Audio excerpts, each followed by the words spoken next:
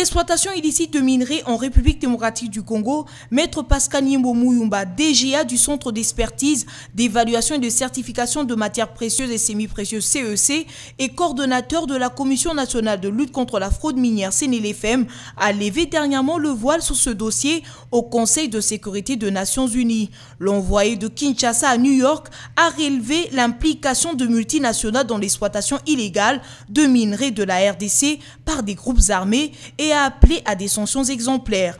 Les groupes armés d'acheter les munitions et les armes sur base de l'exploitation illégale des minerais. Et ces minerais entrent ici aux États-Unis, ce minerai de groupes armés entre en Europe. Au moment où je vous parle, nous étions en procès en Suisse parce qu'il y a des minerais de groupes armés qui ont transité en Grande-Bretagne et vendus en plus en Suisse. Plus de 3 tonnes d'or. Mais si le comité cherche vraiment à aider la République démocratique du Congo, mais il faut d'abord commencer à arrêter les multinationales qui encouragent les activités des achats illégaux de minerais dans notre pays. La raffinerie belge, connue sous le nom de AGER, s'installe en Ouganda, achète toute la production venant des groupes armés dans la région. Et ces minerais entrent en Europe. Cette raffinerie n'est pas sanctionnée. Est-ce que ce n'est pas encourager la criminalité, le viol du peuple congolais? Chez nous, le comité ne souligne pas ça. Ou alors on joue au double jeu, ou alors on est sincère. Alors si on est sincère, nous devrons commencer par attaquer la cause de la criminalité dans mon pays. Vous êtes sans ignorer que des fonderies britanniques sont installées au Rwanda pour acheter les coltans des groupes armés venant du Congo. Mais commencez d'abord. Nous voulons que le groupe nous fasse aussi un rapport sur les activités de ces fonderies-là et qu'il y ait des sanctions contre AGER, une raffinerie belge, contre des fonderies britanniques installées au Rwanda. Parce que les groupes armés exploitent et exportent vers le Rwanda. En ce qui concerne les coltans et cassiteries, nous avons saisi plus de 33 tonnes maintenant là, qui étaient en destination du Rwanda parce que ça venait des groupes armés Nyatura. Qui sont les Hutus dans le Massissi? Le dossier est pendant. Nous déplorons plus de 13 conteneurs qu'on voulait arrêter mais sortis frauduleusement vers le Rwanda. Le Rwanda nous a déjà restitué plus de 80 tonnes de cassiteries entrées frauduleusement que les groupes armés ont amenées. Mais nous voulons que le groupe d'experts ne se limite pas seulement à l'acharnement sur la République démocratique du Congo, tout en écartant les grands criminels, les concepteurs de crimes de mon pays, vivant en Europe et ici en Amérique. Commençons à décourager le multinational ici, avant de venir sanctionner en République démocratique du Congo. Parce que le multinational qui achète, les consommateurs finaux, nous sommes les producteurs, mais nous ne sommes pas les consommateurs finaux.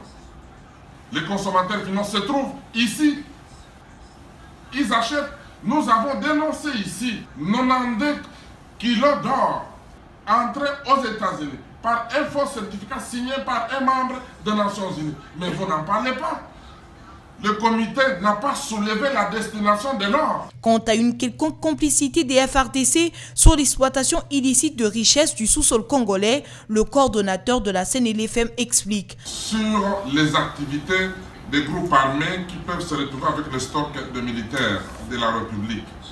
Mais là encore, il y a un problème. Lorsque vous êtes sur le champ de bataille, il peut y arriver qu'il y ait des attaques surprises des groupes armés dans telle ou telle position de l'armée congolaise.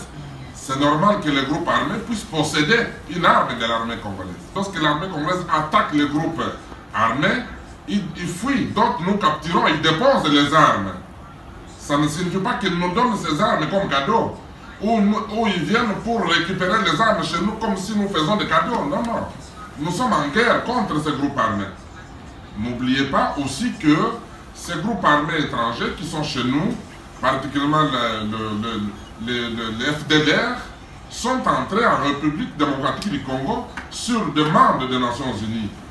Alors nous avons besoin de l'appui des Nations Unies pour mettre fin à ces visiteurs dont les Nations Unies nous ont demandé d'accepter chez nous. Ce n'est pas les groupes étrangers venant d'ailleurs Ils viennent du Rwanda sur demande des Nations Unies. L'évaluation de l'accord signé par le chef d'État africain sur l'exploitation des matières précieuses et semi-précieuses était aussi au milieu de cette réunion au Conseil de sécurité de l'ONU. Le DGA du CEC, coordonnateur de la CNLFM, a donné à ce sujet les preuves des efforts de Kinshasa pour une application de cet accord. Concernant les auteurs du vol d'un lot de certificats de la CIRGL en RDC, croupissent déjà en prison et la série de certificats détournés et désactivés. Dans la région des Grands Lacs, il n'y a que 2 pays qui aujourd'hui signent ce certificat pour l'exportation de ces minerais. C'est le Rwanda et la République démocratique du Congo. Et ce certificat, il faut le déployer de la capitale vers les provinces. Ça veut dire le point de sortie de nos minerais. Le mouvement de la capitale vers les provinces de criminels ont volé le paquet de 50 certificats. Et nous, comme responsables au niveau de la certification des minéraux, nous avons désactivé ces certificats. Ça veut dire nous avons signé les documents que nous avons envoyés au niveau de CIRGL, ça veut dire la région des Grands Lacs, et à tous nos points de sortie pour que les séries ne soient plus considéré comme certificat valable à l'exportation. Nous avons désactivé les séries de ces certificats chez nous. Ça ne peut plus être considéré comme certificat valable à l'exportation de minerais. Et nous ne sommes pas arrêtés là-bas. Nous avons arrêté les voleurs de ces certificats. Et ces voleurs sont arrêtés et condamnés. Nous avons amené le jugement de leur condamnation auprès du président du comité. Est-ce que c'est encore une question qui doit revenir à l'ordre du jour? C'est pourquoi nous disons qu'il y a un petit souci alors. Parce que ça a été déjà fait et les documents de désactivation mis à la disposition du groupe. Nous collaborons toujours avec le groupe. Pascal Nyembo Mouyumba, DGA du CEC et coordonnateur de la CNLFM, n'y est donc pas allé par le dos de la cuillère pour dénoncer la politique de l'autruche jouée par les membres du Conseil de sécurité des Nations Unies sur cette problématique de l'exportation illégale de minerais en RDC au prix du sang des Congolais.